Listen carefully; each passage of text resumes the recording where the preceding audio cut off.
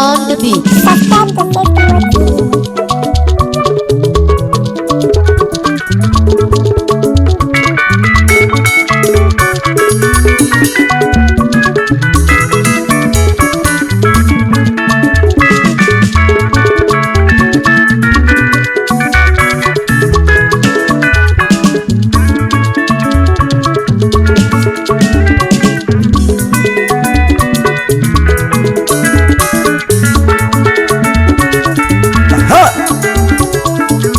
ka o si adịnụ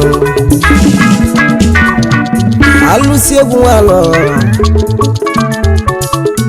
bịa gbokwa ka isi abịa ọzọ nụ nwanne anyị nọzi na Nkechi mere n'ụwa ka mmanụ ọrịa tụmadịa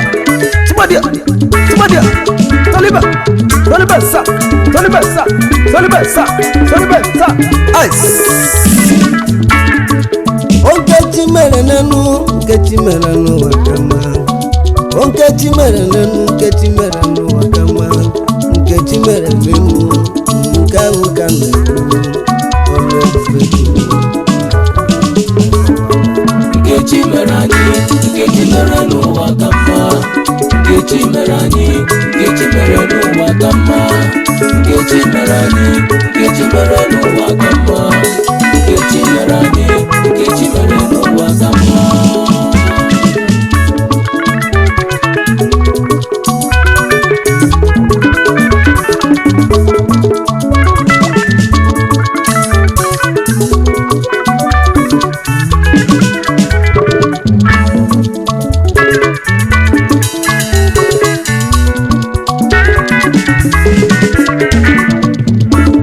ayo nne m okozi adịlị m okwu ịgbanwela bịaga egwu ya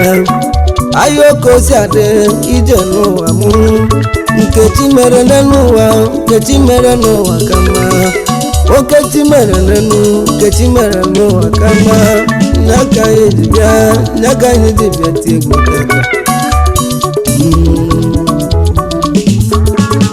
webe ndị kwenenu si na Nkechi mere n'ụwa ka mma obe njikwa n'elu si na Nkechi mere ka mma bụ na anyị dị ndụ ruo tata n'ọbụ ọrụ amara Chukwu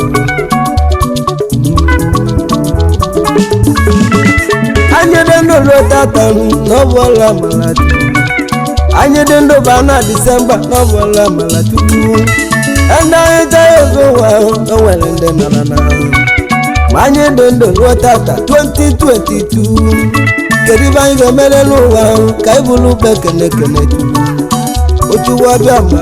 eze ọbịa ma mekere anyị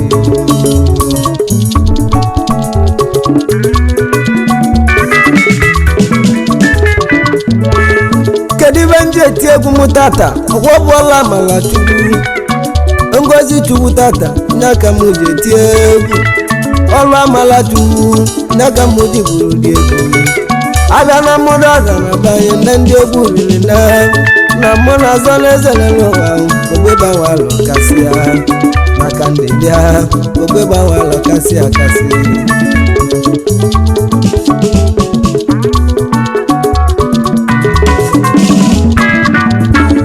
ibe chimele m n'enu n'aka m ji ekene Chukwu na mgbosi izizi n'ezie ka m bụrụ ekene ka m bụrụ ụkpa ekene m ka nje ekene Olise bi n'enu na ndụ onyele na banye na ndụ onyele famili m n'aka anyị ejidizi anụ Disemba ka anyị banyaleba ka anyị jenwe gba Disemba ka anyị jenwe gba Disemba ọbụma ahụla ọmala Chukwu ọkwa nye aka anyị ji banya Disemba ka anyị jenwe gba ya ọbụma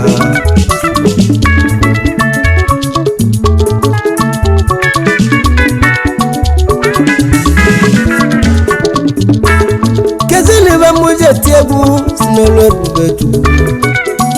ọrụ amala Chukwu n'aka m ji bịa n'igwe ndị na-arụ ọrụ aka n'ezie n'ọbụ ọrụ amala Chukwu ndị na-eti egwu tata n'ezie n'ọbụ ọrụ amala Chukwu ndị na-atụ ọrụ tata n'ọbụ ọrụ amala Chukwu ndị ọrụ aza odogwu n'ọbụ ọrụ amala Chukwu n'aka ibe aja agasịla ịwa ọmụma ogbe ịgbanwe alụrụ n'ime egwu ya nne m ije n'ụwa m ka nkwaba ije nne m ije n'ụwa m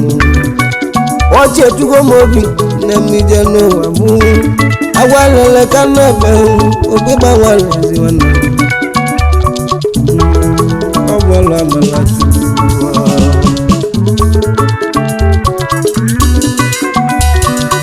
eyebela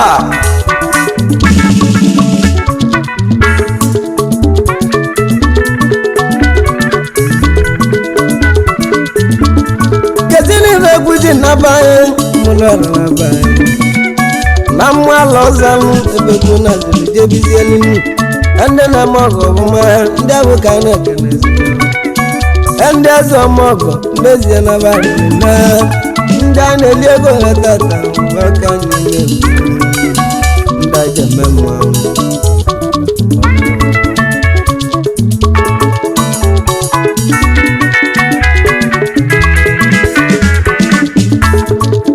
akaja kodogwu ego nwa Simon ezinwanne tiji okodogwu ebe gị nwa Simon odogwu nwa Simon okekenu ogbigba nwale ekene egumegwu akaja kodogwu ogbigba nwale ekene esigo etiji oke nwanne m ogbigba nwale nọ n'ime egwu ya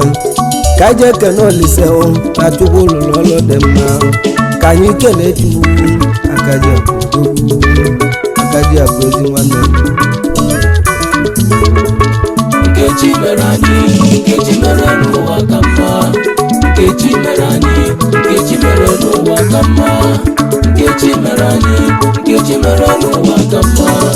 Nkechi mere anyị Nkechi mere n'ụwa ka mma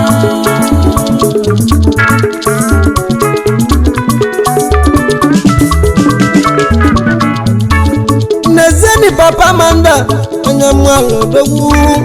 akaji akwezi nwanne m ebe ị ga-egwu kenele ya ọfụma nwa Simon okekenu ogbigba nwale ekene yodogwu akaji akwodogwu Chijioke nwa Simon odogwu denezi nwanne m enwambo Simon okeke akaji akụ daalụ n'oge mere nwanne ya enugbo ọrụ chukwu kele ụwa ọrụ chi na-akwụ ụgwọ akaji akụ ọrụ chi na-akwụ ụgwọ ọgụ akaji akụ ezi nwanne m enwa mmụọ Simon okeke Chijioke bịa kene Kenya kenazili jebizie n'obi kediviji je Kenya ebe oyibo kijojere n'ebe ahụ gaka iji lusie Kenya chukwu kele ụwa gozie gị nwa Simon okeke m ọkwa ịma n'ọrụ ebube ọ bụ aka lụtụgwunu n'aka eji ebụrụla nlọdụ dogwunu nwa Simon odogwunu ogbigba nwale n'ezigbo akaji akụ ezi nwanne anyị ji egwu ekene mmadụ dịka Chijioke nwa Simon okeke odogwu na mụdọra ikolobịa na mmụ ala ọzanụ odozi Kenya ka ị nali jebili my brother chukwu gozie gị nwanne m anyị nọ na Nkechi mere n'ụwa ka mmanụ ọrụ ọrụ ebube chukwu ka anyị ji dị ndụ ruo tata ọrịa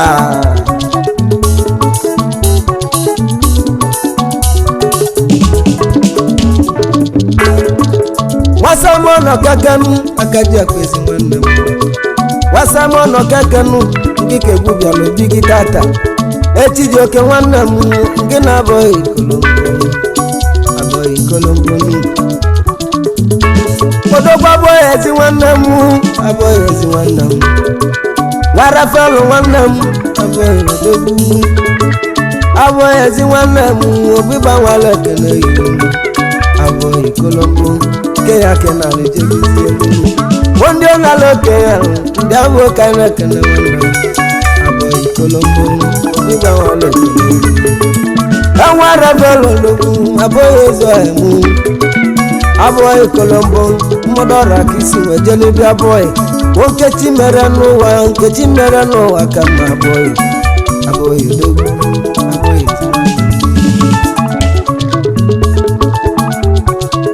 anyị ji egwu a lekene mmadụ dịka abụghị ikolombo odogwu ego na-aka ewa my brother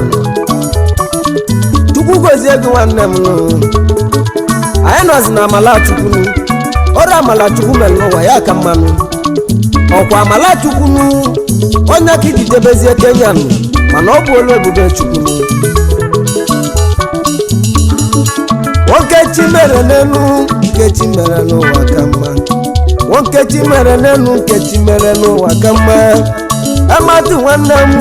eselensi ezi nwanne m amatu nwobugo eselensi mụ na gị bụ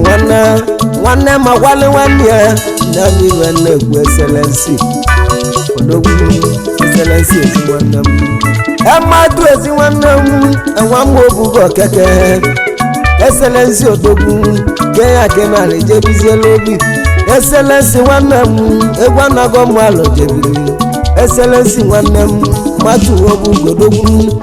Amarachi meli n'elu nke chi mere n'ụwa ka mma eselensi odogwu nwanne George nwanne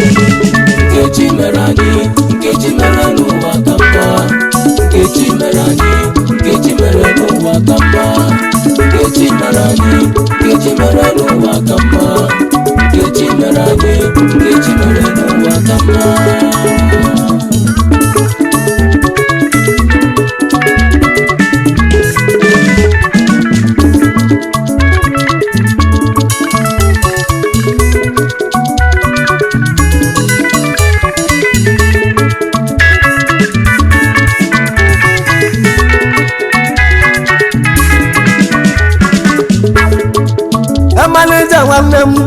manager nwanne m echi manager nwanne m Nkechi lụrụ n'ụwa ka mma gbamọpọlụ nwanne m manager Nkechi lụrụ n'ụwa ka mma atụ oyilo ndụ emu Nkechi mere n'ụwa ka mma ọgwụ ọlụ ebube tuwu n'aka anyị jide ndụ luo tata manager nwanne m ọkwa n'ihe je ka je n'echukwu odogwu bụ atụ oyilo ndụ enwa mmọpọlụ ezi nwanne m manager nwanne m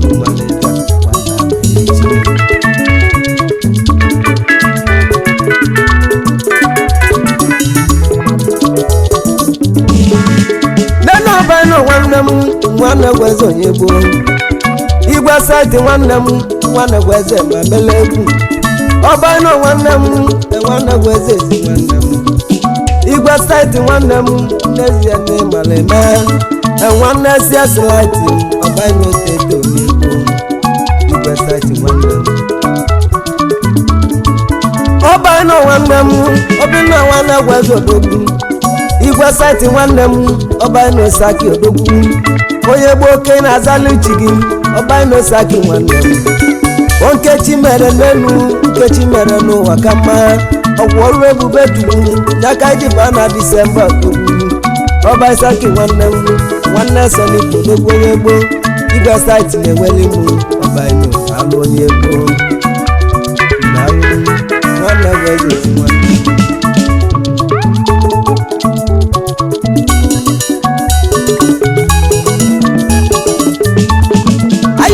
okozi adịlị m ka nkọba ije n'ụwa m o ije nụ m n'aka m chọrọ ka nkọwa onye chọrọ ntị obi gbanwere ụlọ n'ime egwu ya mwezi chugbo n'ala ụwa m ka m bịara ka mma emụdọra n'ezie mmalụ ka nsi eje n'afụgọnụ mụdọra ka si eje ụwa anyị pụtara 2019 nje nwe n'utezi ogele m ya bụ mama Chinemeze edeka chọrọ ada m ezi ogele nwanyị o mama Chinemeze ada dị mma ezi ogele nwanyị biko gị gbazie diga ya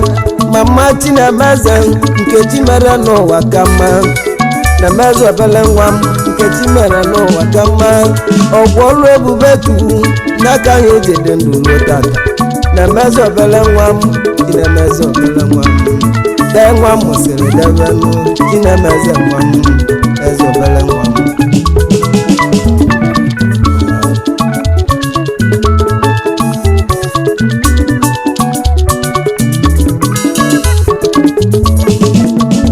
Chris nwanne m ogbegbanwala ekene sigonu ono Chris ezi nwanne m ogbegbanwala nọ n'egwu kedebe nje mezi mmanwụ tata na ọ bụ olu ebube olu chi na-alụla anyị n'aka anyị ji dị ndụ tata nke bụ papa m eji mee ịnọ Chris odogwu na-aka ewu anyị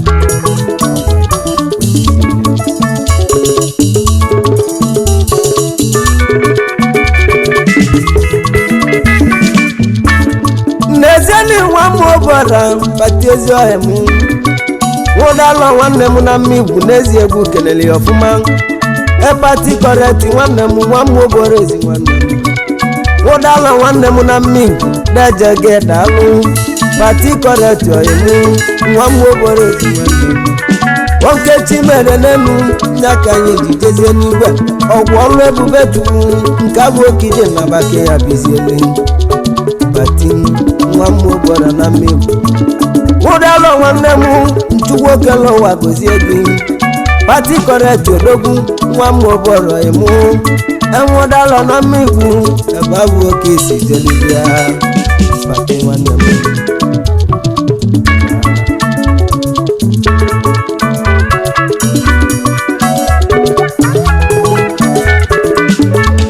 mgbadikwu uchennezi nwanne m papa onye malechi uchennezi nwanne m nke bụ papa onye malechi onye wusie nwanne m ọgwụ ibi ya ewunyeli ya uchenna onye wusie nwanne m ọgwụ ibi ya ewunyeli ya uchenna nwanne gwọkeke obi gbawara kelesi papa onye malechi obi gbawara nọ n'ime egwu eji eme aka m egwu abụka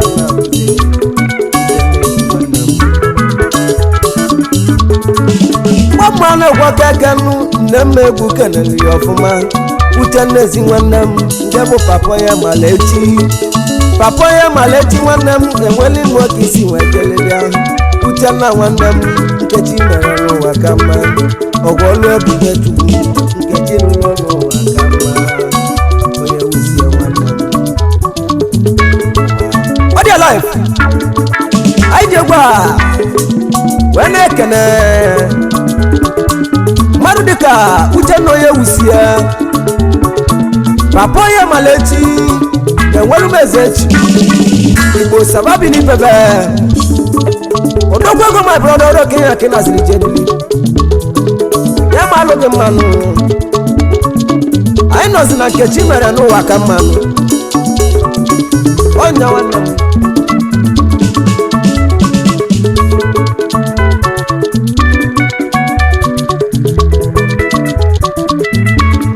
ezi enyi m ochi n'ọsọ igwe ego na-aba egwu gozi ọnụnụ igwe ego nwanne m nwa m ụlọ ezi nwanne m igwe ego na-aba n'ezie m kelere ya ọfụma egwu gozi ọnụnụ mmụọ ọba kisi eje m igwe ego na-aba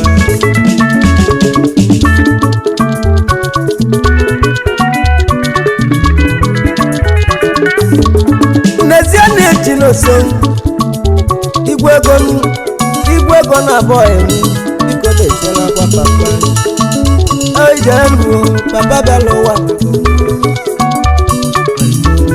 igwe ego na-aba weti n'oso nwanne m nna m ike m apụ nkwu nwa m ọba akwụnụ nne m ọnwụ bụrụ ya nabazia egwu ego na-abanụ enwe m ụlọ bụ ezi nwanne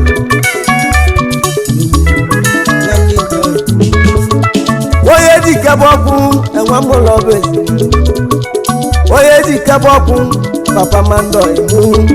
nwokechi mere n'elu nkechi mere n'ụwa ka mma onye ji kebe ọkụ nkechi mere anyị nkechi mere n'ụwa ka mma nkechi mere anyị nkechi mere n'ụwa ka mma nkechi mere anyị nkechi mere n'ụwa ka mma nkechi mere anyị nkechi mere n'ụwa ka mma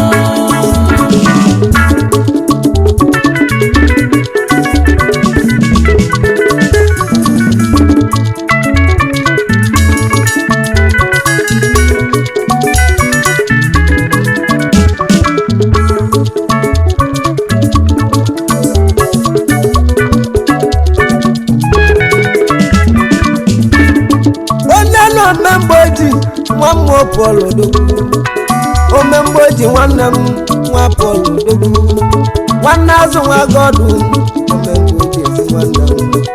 n'ezie na omemgboji jeboy odogwu jeboy nwa Paul ọgwa nwa m Paul nwa chukwu omemgboji nwanne m ogbigba nwale kene sigo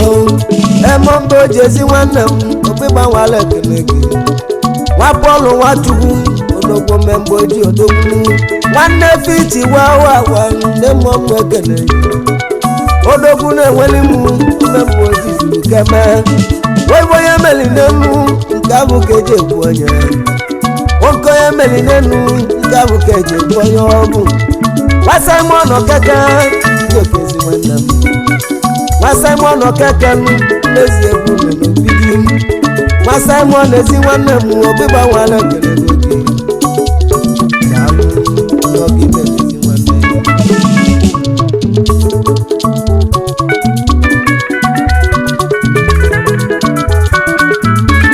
n'ezienị wike abụ nwanne m chapụ ezi nwanne m mmiri akwụrụ nwanne m ọmaba chapụ odogwu ịmalibe egwu na-eli chapụ ezi ọhịa m echapụ nwanne m ikolobịa na-enweli m ọhịa m echapụ ezi nwanne m chukwu okele ụwa kụziri chapụ daalụ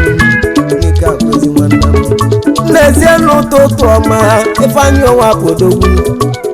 ụtụtụ ezi nwanne m ụtụtụ nwa bụ odogwu ụtụtụ ezi nwanne m ogbigba nwale ekele ụtụtụ nwanne m ọrụ na m odebo mụrụ mmanwụ omenu odebo ndị amụrụ ụtụtụ ezi nwanne m daalụ ụtụtụ ezi nwanne m ụtụtụ ezi nwanne m ọgwa ke ya ke na alije bizieli ebe anyị ezi nwanne m ke ya ke na alije bili ọrụ ochi na-alụla ya na ka anyị ji ekele chukwu ụtụtụ daalụ ụtụtụ ọma nwanne m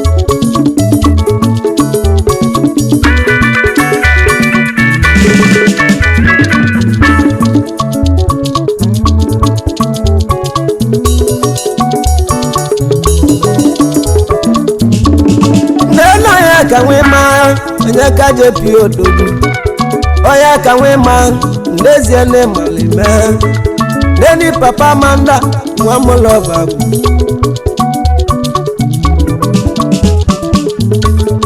neni papa manda nwa mụlọza ezi nwanne m onye ka nwanne m jepi na-emalime onye ka ezi nwanne m jepi ezi ọhịa m ogbe gbalọ na mmanwụ onye ka nwee mmalị m emmeze ana m odogwu ebe ahụ ka esi ejelebe ya egwu akara aka m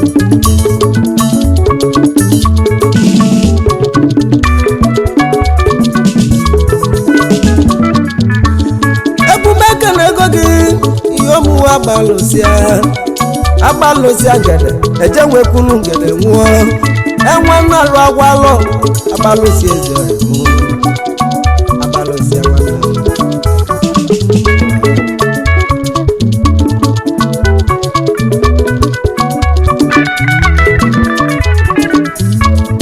neni nwanne m nwoke n'egwu agbalụsịa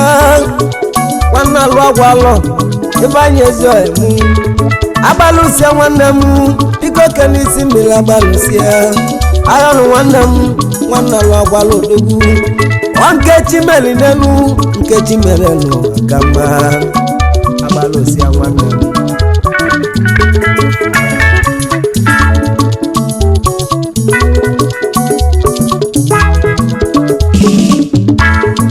egwu ekele ego gị Benjamin odogwu Benjamin Wegbunike n'elu Benjamin Wegbunike Benjamin ezi nwanne m Benjamin Wegbunike Benjamin egwu nọ n'obi ikolobịa na mụọtagwu ebe abụ ka isi pịa gị ebe nje ezi nwanne m ogbe gbanwala ekene sigo nkechi mere n'elu nkechi mere n'ụwa ka mma benja nkechi mere n'elu nkechi mere n'ụwa ka mma onye ọma benja Wegbunike nkechi mere n'ụwa ka mma benja ezi nwanne m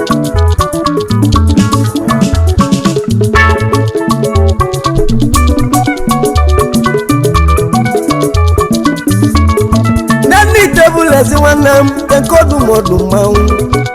etebụl ezi nwanne m tekodumodu dogbu n'ezie gana n'ezie ebe abụke na likwechizieli tekodumodu etebụl na mụ na gị bụ nwanne tekodumodu dogbu obi gbanwala ekele goyi onye ọma tebụl ezi nwanne m